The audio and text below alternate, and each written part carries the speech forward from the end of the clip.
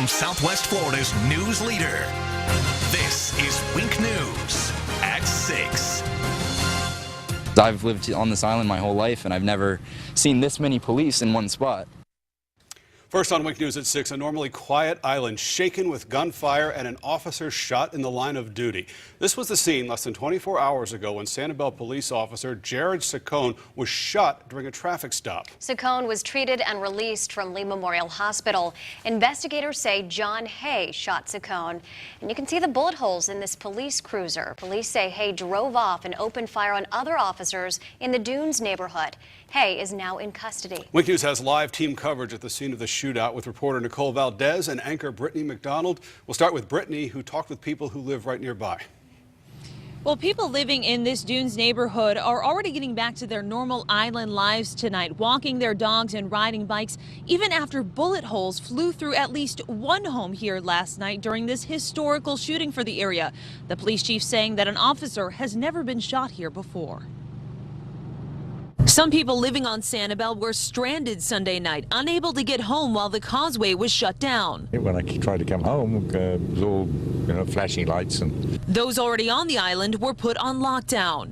Police department was very sufficient. They called our house and told us to stay in and that there was an incident in the neighborhood. All while Lisa Lawler Williams didn't just hear gunshots, but had bullets fly through her home. Because it must have ricocheted off of something and it actually landed on my daughter's bed. The quiet island became a sea of flashing lights at around 8 o'clock after police say Officer Jared Saccone was sitting in his vehicle during a traffic stop when he was shot by John Hay driving by. Exclusive video shows the damaged cruiser being towed away. So we've never really had anything like this happen to us here. So, we feel really safe here most of the time. Hay kept driving into the Dunes neighborhood where he lives with his parents on Sandcastle Road and started a standoff with police that ended in a shootout. He was hit and arrested.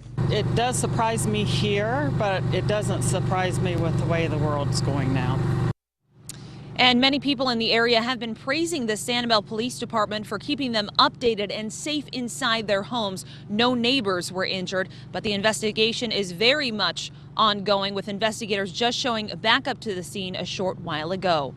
I'm live on Sanibel. Britni McDonald, Wink News Now. Britni, thank you. Wink News with complete coverage now. This is the 5th violent incident involving Southwest Florida law enforcement in recent weeks.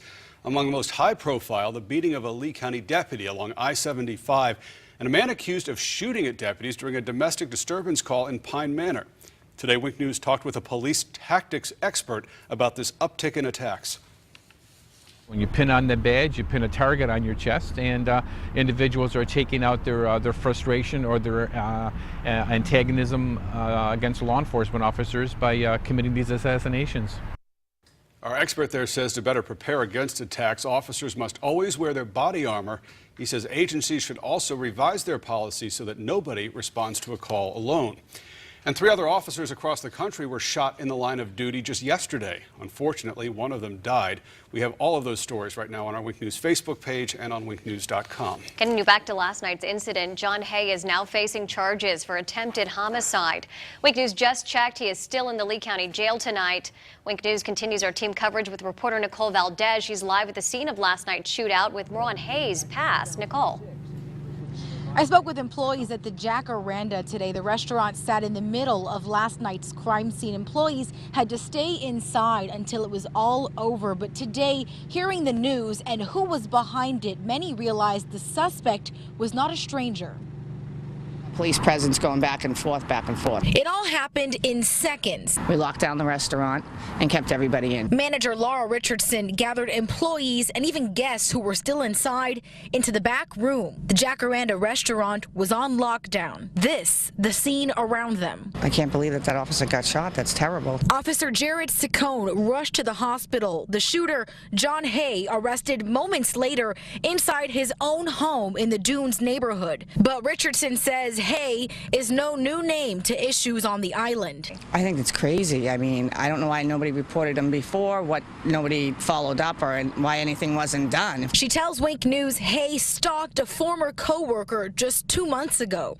I'm not really sure why or how, nobody really knows, but he was making threats. Employees sent Wink News these photos showing Hay with Sanibel police officers after the employee reported the stalking. They tell Wink News police found 2 loaded weapons in Hayes' car, but were told he had permits for them. Still, a scary encounter months ago tells Richardson someone should have raised a red flag. You just never know. Now, we're told the Florida Department of Law Enforcement will be leading this investigation. We also saw investigators return to the home today, surveying the 3rd and final scene of yesterday's chase. We also saw the family leaving this home earlier today. We did approach them, but they refused to comment on the incident. Live in Sanibel tonight, I'm Nicole Valdez. Wink News now. Nicole, thank you. New this hour, Wink News was there as a woman brought flowers to the Sanibel Police Department today. She walked in and talked with officers and even gave them a hug. I just couldn't believe here on our island.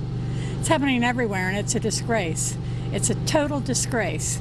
We need to support our police. I'm bringing them some flowers today. I've done this before with other police departments when tragedies happen, and we just need to let them know we love them and we appreciate everything.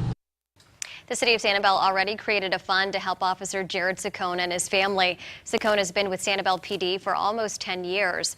We have information on how you can donate on the Wink News Facebook page. And there are still several questions about last night's shooting. Wink News will continue pressing for answers and bring you the latest updates on air and online.